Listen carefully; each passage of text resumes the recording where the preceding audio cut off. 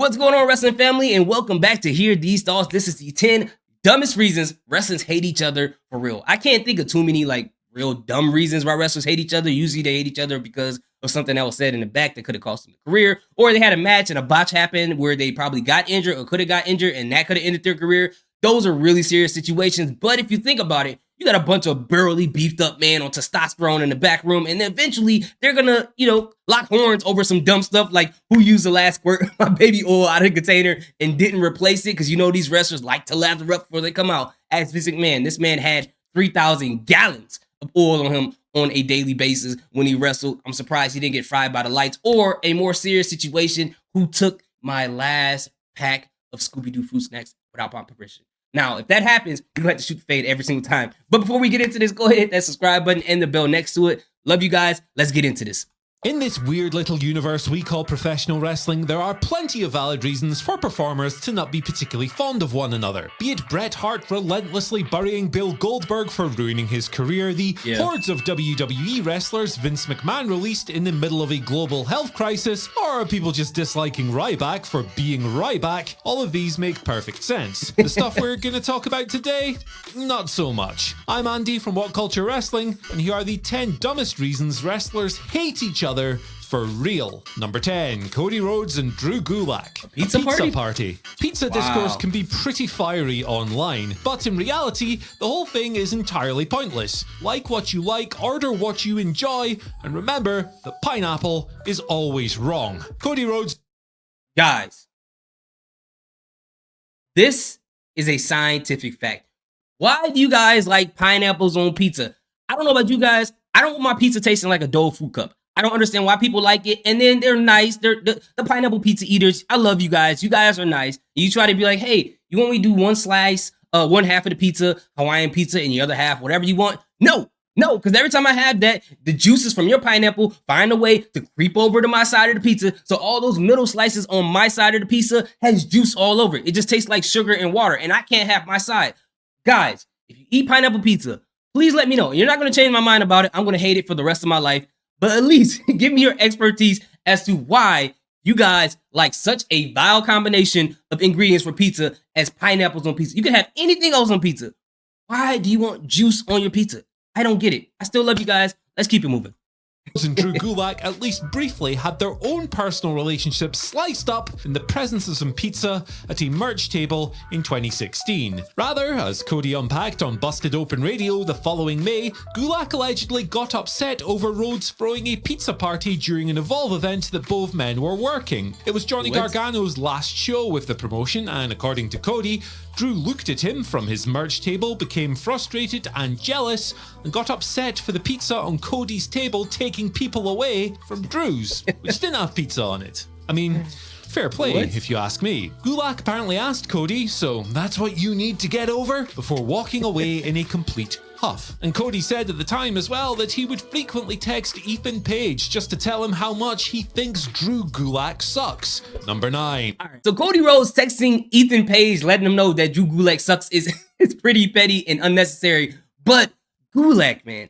Gulak, how you gonna get mad over some pizza, bro? Unless there was some previous beef already there. I watched Evolve, I heard about this, but I didn't know the details about this. But people bringing pizza on their table to get people to come around, there's nothing wrong with it. Whatever you need to do to get people over there, there's nothing wrong with that at all. I mean, Costco does it all the time. Sam's Club, they give you samples to come buy their food.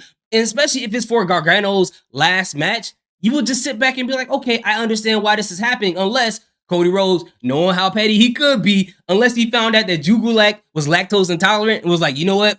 I'm going to throw a pizza party and it's all going to be double cheese so Drew Gulak can't have none. And I can understand that if Drew Gulak is sitting at his table and he's smelling that Illuminati's pizza, he's smelling that Pequod's, he's smelling that Giordano's, and he can't have a slice. Oh yeah, I'll be pissed. And if you know, you know. If you don't, Google it.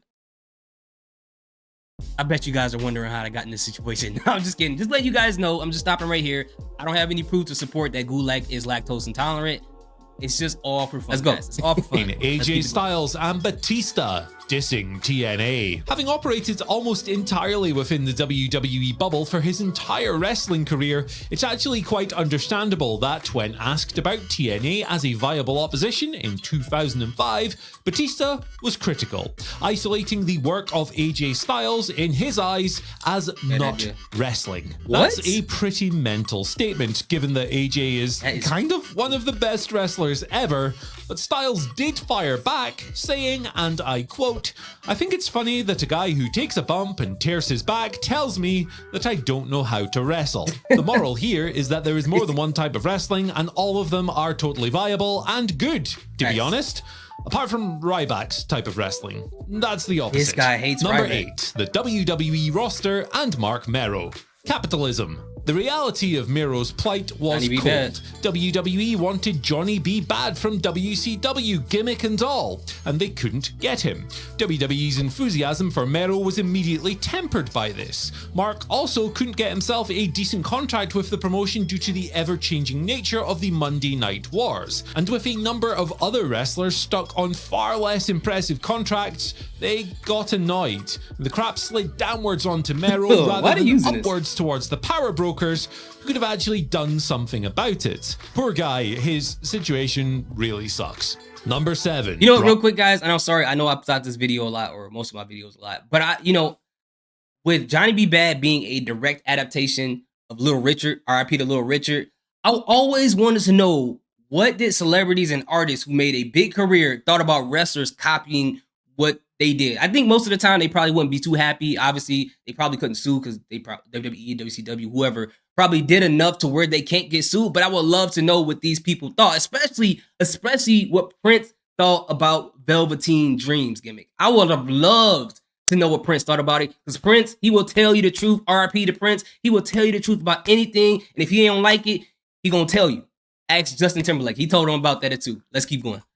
Brian Pillman and The Undertaker. Macho bullshit.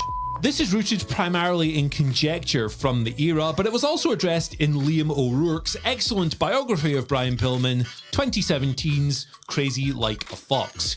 Pillman and Undertaker were quietly at odds with each other during the time they shared a WWE locker room in 1996 and 1997. Taker was apparently less than impressed that Pillman had earned himself a pretty sweet WWE deal after crossing over from WCW. In a typical move for wrestlers at the time who should have known better, Undertaker took issue with the man who got the deal and not the man who wrote the check, which would be Vince, obviously. And Pillman, to his credit, didn't give a toss. The former Hollywood blonde considered the locker room leader a phony and a fake biker who never proved his toughness despite the size of the chip on his shoulder. Number 6. Sting and Insane Clown Posse.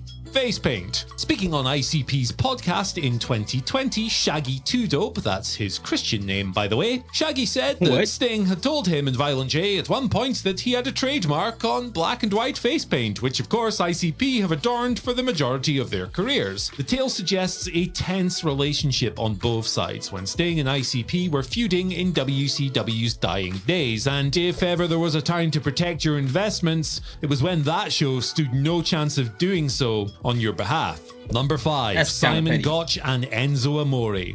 Lots of stupid reasons. Oh, this one was good. I remember If you this. are a wrestling fan who has spent more than 5 minutes on YouTube, the algorithm has definitely tried to kick the immortal video Simon Gotch buries Enzo Amore your way at least, I don't know, 55 times. And if you're lucky, you may have even seen the sequel, Enzo Amore buries Simon Gotch. They don't like each other is the key message here. Gotch alleges, amongst other things, that Enzo once broke his leg countering a wrist lock in training. Enzo, meanwhile, has claimed, and I quote, that Gotch has a pair of titties like a 65-year-old woman. Two very different people with two very different approaches to life. Perhaps it's no surprise that they hate each other. Number 4. Sorry I had to stop the video again. I remember this beef between Simon Gotch and Enzo Amore, and it was entertaining. I don't remember every little thing that was said, but it was getting crazy. But I do remember people were rubbed the wrong way by Simon Gotch because they felt like that he came from this wrestling elitist point of view, and to them they were like, he didn't do enough in his wrestling career to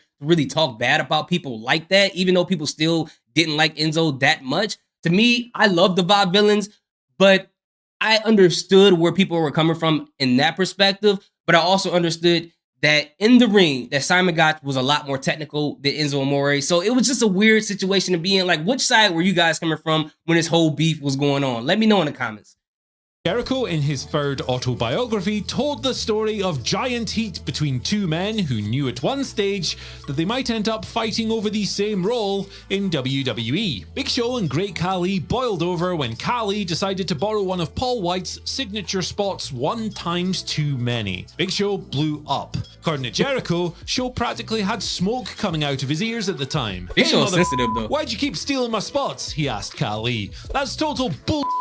And you need to stop it right now. Big Show threw the first punch, rocking Khali backwards. What? With the opening shots fired, the floodgates opened until Show took a wild swing, fell over a chair, and hit the floor, with Khali landing on top of him. The fight was over in the most hilarious and kind of pathetic way imaginable, and Show still insists that he lost because Khali landed on him. Number 3. Nah, Big Show, come on, man. That would have been great to see, though. That would have been like King Kong versus Godzilla, you know, the ultimate showdown in the locker room, and I would be scared for whoever had to stop that match or that fight behind. But Big Show, come on, bro. He didn't win because he fell on top of you. You got knocked out, okay? You got knocked out. He jumped on top of you, and people probably was holding him back. I guarantee you that's what happened. I wasn't there to confirm, but I guarantee you that's what happened. And Big Show is as much as I love the Big Show, the guy is super sensitive.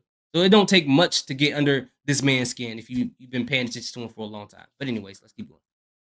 Axel and Conan, Charisma. A feud that started in 2013 came back around in 2022, when Conan doubled down on a long-standing critique of Curtis Axel on his podcast, K100. I said that he has no charisma, which he didn't, said Conan, and I didn't see much of his dad's talent in him. I wasn't wrong, of course, because where is he right now? Axel was understandably pissed off at this. Calling Conan a washed-up dude that his dad, Mr. Perfect, hated, Conan alleged in response that Perfect used to treat him so well during their time in WCW that there's no chance that the late Kurt Hennig would ever say such a thing. Axel has supposedly moved to drop the feud and squash everything. The olive branch was rejected by Conan. Pretty strange if you ask me, but so is this list. Number 2, CM Punk and Hangman Page. The apology not being as loud as the disrespect. You probably know the story like you know the back of your hand by this point, but CM Punk calling Hangman Page an empty-headed dumb at AEW's post-All-Out 2022 press scrum, becoming modern wrestling lore in the process. It stemmed, of course, from the time CM Punk stormed out on Dynamite and demanded Page apologize to him, which in turn came after Hangman's Workers' Rights promo in their feud earlier that year, which contained more than a few lines that Phil Brooks wasn't best pleased with. I won't regurgitate the whole scrum, but this part of the dispute in particular always struck me as something that 2 grown adults should probably have sat down, had a conversation about, I agree, and figured out several months before it got to this point. And at number 1, CM Punk and the Elite. The inability to manage a target. I mean, not to start a culture war or anything, but if I'm going to mention Hangman Page and CM Punk, I kind of have to bring up the Elite as well. Punk's full-on verbal assault of the Elite at the All-Out press conference seemingly provoked Kenny Omega and the Young Bucks into approaching him in his locker room. Punk felt threatened, allegedly. A fight broke out, allegedly. Punk threw the first punch, allegedly, and everybody involved was served an indefinite suspension, definitely. Now that we're several months removed from the situation and we've unpacked every aspect, it just seems dumber than it did the day it happened, and at the time, it was so dumb, it made Ryback look like Damien Sandow. So that's our list, but what do you guys think? And can you think of any other completely ridiculous reasons that wrestlers hate? Well, my guy Damien Sandow just took it straight. Like, I like Damien Sandow, especially when he was a Mizdow. That was like very, very entertaining. Yeah, that the whole thing between CM Punk and Elite was just, I don't know. It was all over the place. I agree. I felt like people could sit down and talk, but we're talking about CM Punk at the end of the day. You know, not that I hate CM Punk, but CM Punk does not care, bro. He don't care. It don't matter. If you get on his wrong side, if you get on his bad side, it ain't about maturity. It ain't about sitting down as men all the time. It's like, hey, you on that side, you the ops, you over there, I'm over here from this day forward. And it is what it is. In some aspects, you can respect it. But the things that come out of it sometimes is just like, why did it get that far? But anyways, let me know what you guys think about each and every one of these situations on this list. I appreciate each and every one of you guys. Salute, peace, have a good day.